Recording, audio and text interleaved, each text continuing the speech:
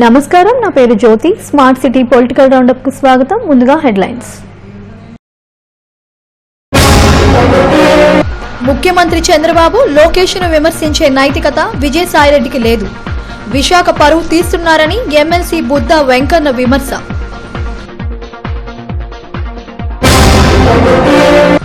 ప్రధాని మోడీ పాలనలో దేశ ఆర్థిక వ్యవస్థ కుంటుపడింది. పెద్ద నోట్ల రద్దు తరువాత పరిస్థితులను ప్రజలకు తెలియజేయాలన్న ఏఐసీసీ అధికార ప్రతినిధి షర్మిస్తా ముఖర్జీ.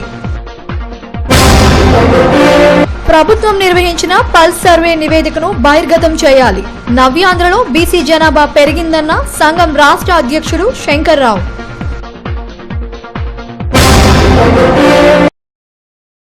జగన్ కేసుల్లో ఏటూ నిందితుడిగా ఉన్న విజయసాయిరెడ్డికి ముఖ్యమంత్రి చంద్రబాబు లోకేష్ ను విమర్శించే నైతికత లేదని టీడీపీ ఎమ్మెల్సీ బుద్ధా వెంకన్న అన్నారు.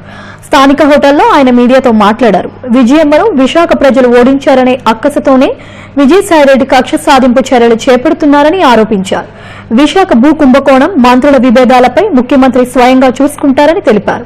అనేక కుంభకోణాలతో కోట్లాది రూపాయలు సంపాదించిన జగన్ కు ఆయన సహచరుడు విజయసాయిరెడ్డికి టీడీపీని విమర్శించే అర్హత లేదని స్పష్టం చేశారు. ఓడిపోయినటువంటి విశాఖపట్నం అల్లకొల్లాలు అయిపోయిందని వాళ్ళు అక్కడ టపాకాయలు కాల్చారు.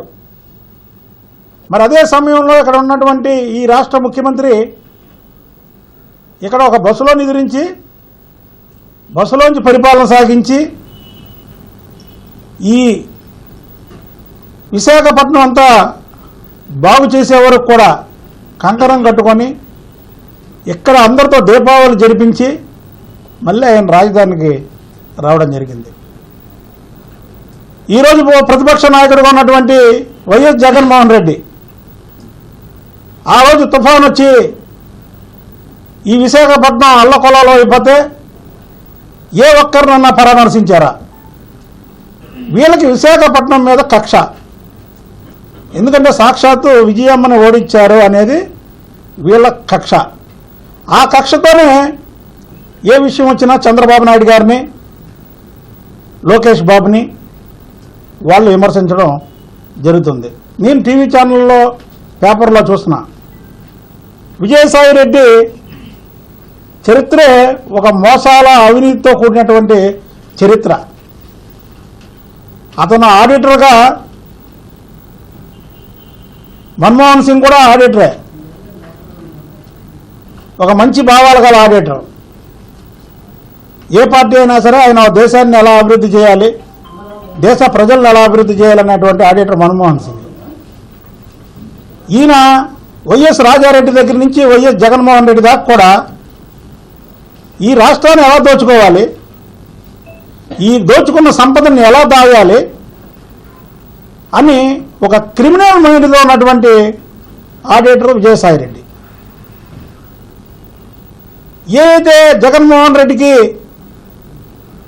బ్యాక్ బోన్గా ఉండి దోచుకున్న డబ్బు ఎలా దాచుకోవాలో చెప్పినటువంటి విజయసాయిరెడ్డికి ఆయన రాజ్యసభ సభ్యత్వం ఇవ్వడం జరిగింది. మెల్లో కండవా వేసుకోగానే నాయకుడు అయిపోవాలి. పెద్ద నోట్ల రద్దు తర్వాత దేశ ఆర్థిక పరిస్థితి అస్తవ్యస్తంగా మారిందని ఏఐసీసీ అధికార ప్రతినిధి షర్మిస్తా ముఖర్జీ ఆందోళన వ్యక్తం చేశారు. విశాఖలో ఎంపీ సుబ్బిరామరెడ్డి గెస్ట్ హౌస్ లో ఆమె మీడియాతో మాట్లాడారు. యూపీఏ 10 ఏళ్ల పాలనలో దేశ ఆర్థిక వృద్ధి రేటు 7.8% ఉండగా ఎన్డీఏ ప్రభుత్వం వచ్చిన తర్వాత ఆర్థిక వృద్ధి రేటు 7.2% పడిపోయిందని ఆందోళన వ్యక్తం చేశారు. 3 ఏళ్ల ఎన్డీఏ పాలనలో కేవలం 2% మాత్రమే వృద్ధి రేటు సాధించారని తెలిపారు. పెద్ద నోట్ల రద్దు తర్వాత తదనంతర పరిస్థితులను దేశ ప్రజలకు ప్రధాని మోడీ వివరించాల్సిన అవసరం ఎంతైనా ఉందని ఆమె అన్నారు. ఈ కార్యక్రమంలో నగర కాంగ్రెస్ అధ్యక్షుడు బెహ్రా భాస్కర్ రావు, మాజీ ఎమ్మెల్యే ద్రోణంరాజు శ్రీనివాస్ తదితరులు పాల్గొన్నారు.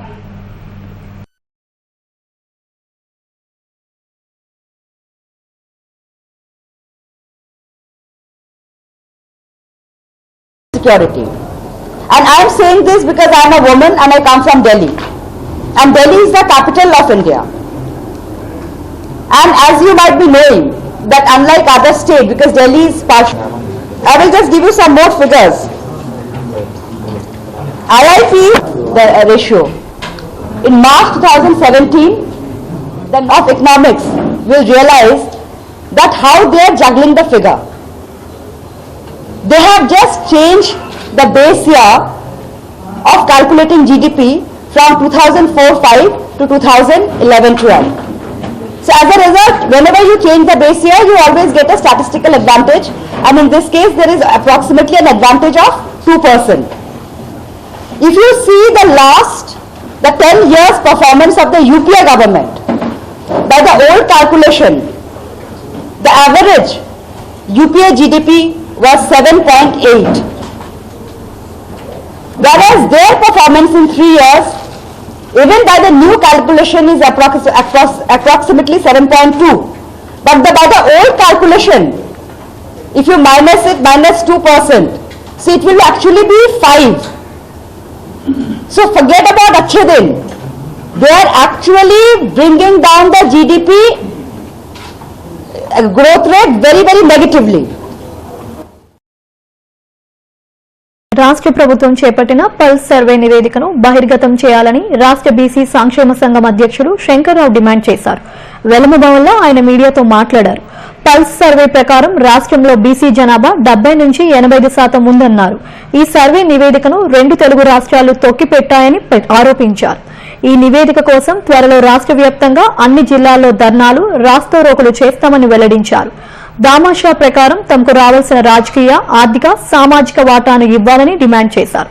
ఈ సమావేశంలో ఉత్తరాంధ్ర అధ్యక్షుడు నర్వ రాంబాబు తదితరులు పాల్గొన్నారు.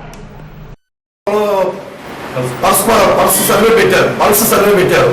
ఆ సర్వేలో కూడా దాదాపు బీసీలు 70-75% ఉన్నారని మాకున్నటువంటి సమాచారం. ఆ నివేదిక కూడా బయట పెట్టకుండా ప్రభుత్వాలు దుఃఖ పెడతా ఉన్నాయి. అదేవిధంగా తెలంగాణలో కూడా కేసీఆర్ కూడా అదే రకంగా వ్యవహరిస్తూ ఉన్నారు. పల్స్ సర్వేని బయట పెట్టాలని మేము రాష్ట్ర వ్యాప్తంగా కూడా భవిష్యత్తులో మేము డిమాండ్ చేయబోతా ఉన్నాం. దాని తరఫున మరి అన్ని జిల్లాల్లో కూడా కలెక్టరేట్ ముట్టడి కార్యక్రమం కానీ, మరి ధర్నాలు కానీ, రాస్తారోకోలు కానీ చేయాల్సినటువంటి పరిస్థితి కల్పించుకోవద్దని చెప్పి నేను పాలకులకు కూడా విన్నవిస్తా ఉన్నాం. ఎందుకంటే మా జాతికి చదువుతున్నటువంటి మరి జనాభాలో రాష్ట్రం విడిపోయి కూడా దాదాపు 3 సంవత్సరాలు అవుతా ఉంది. మన జనాభాను సేకరించి కూడా మీరు మరి చెప్పకపోతే ఏ కులాలు ఏ విధంగా, కొంతమంది అయితే మేము 20% ఉన్నాం, కొంతమంది అయితే మేము 30% ఉన్నాం, కొంతమంది అయితే 60% ఉన్నాయని రకరకాలుగా చెప్పుకుంటూ పోతుంటే మరి ఈ యొక్క అట్టడున్నటువంటి బలహీన బడుగు వర్గాల వారు ఇంత చైతన్యవంతులు కాకపోయినా కూడా జనాభా దామాషా ప్రకారం కూడా రేపు బయట పెడితే వారికి రాజకీయంగా కానీ, మరి రిజర్వేషన్ పరంగా కానీ వాళ్ళకి న్యాయం చేయాల్సి వస్తుందని చెప్పిన ఉద్దేశంతో ఇది పాలకులందరూ కూడా పక్కన పెట్టినటువంటి నేపథ్యంలో ప్రజలు చూస్తా ఊరుకోరు. దయచేసి పాలకులందరూ కూడా చేసినటువంటి కార్యక్రమాన్ని ప్రజలకు వివరించే విధంగా చేయాల్సినటువంటి బాధ్యత కూడా పాలకుల మీద ఉందని చెప్పి నేను మనవి చేస్తా ఉన్నాను. ఉత్తర నియోజకవర్గంలో అభివృద్ధి ధ్యేయంగా ఎమ్మెల్యే పనిచేస్తున్నారని బీజేపీ నాయకురాలు దీప్తి అగర్వాల్ అన్నారు. లక్షీపురంలో అంగన్వాడీ భవనాలు, సీసీ రోడ్ల నిర్మాణాలకు ఆమె శంకుస్థాపన చేశారు. ఈ సందర్భంగా ముఖ్యమంత్రి సహాయ నిధి కింద ₹1,00,000 చెక్కులను లబ్దిదారులకు పంపిణీ చేశారు. ఎవరికి ఎటువంటి కష్టం వచ్చినా తాము ప్రభుత్వ పరంగా ఆదుకుంటున్నట్లు తెలిపారు. ఈ కార్యక్రమంలో వార్డు టీడీపీ, బీజేపీ నాయకులు, కార్యకర్తలు పాల్గొన్నారు.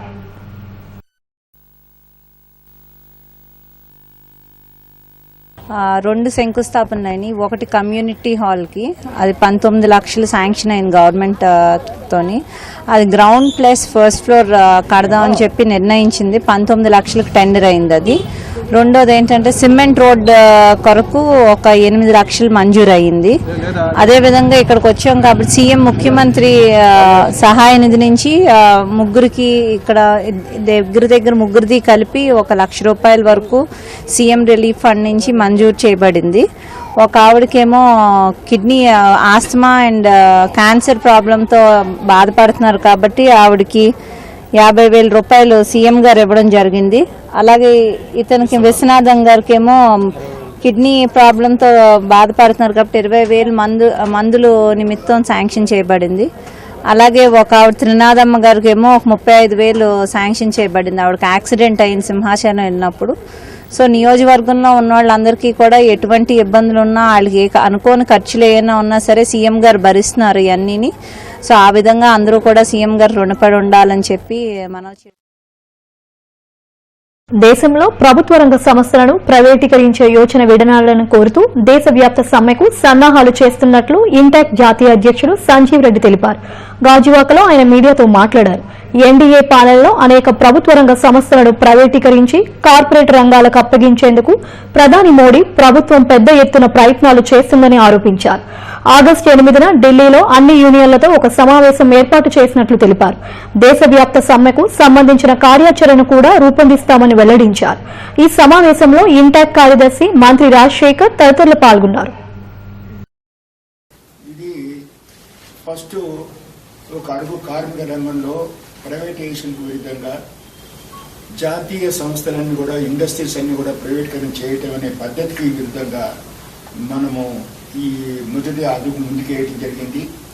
దీనివల్ల దేశంలో ఇప్పుడు మోదీ గవర్నమెంట్ వారు రైల్వే నుంచి మొదలుకుంటే బులెటిన్ ముగించే ముందు హెడ్లైన్స్ మరోసారి. ముఖ్యమంత్రి చంద్రబాబు లోకేష్ను విమర్శించే నైతికత విజయసాయిరెడ్డికి లేదు. విశాఖ పరువు తీస్తున్నారని ఎమ్మెల్సీ బుద్ధ వెంకన్న విమర్శ.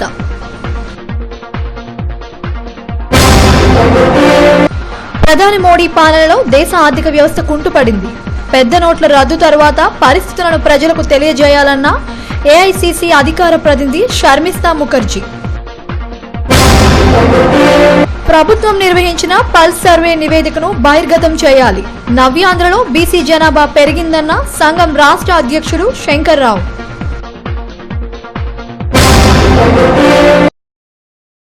ఇవి స్మార్ట్ సిటీ పొలిటికల్ రౌండప్ విశేషాలు. మరిన్ని వార్తా విశేషాల కోసం చూస్తూనే ఉండండి ఎస్టీవీ న్యూస్.